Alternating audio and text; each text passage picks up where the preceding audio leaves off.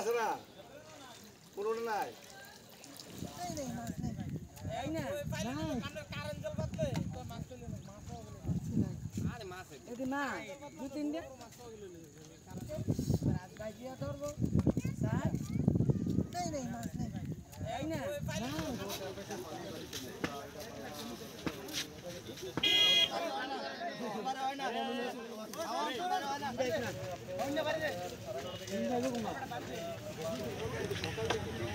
অনেক বছর পর আজকে পানি আছে না, আমরা বিগত 15-20 বছর পরে পানি আছে, আমরা ক্ষয়ক্ষতি অনেক গৃহস্থী আছে, অনেক ফসলাদির প্রতি অনেক নষ্ট হইতে আছে।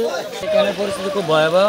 এদিকে বন্যাতে মানুষের ঘর বাড়ি সব ডুবে গেছে, গরু খামার যা ঘরে আছে আসবাবপত্র সবকিছু নষ্ট হয়ে গেছে।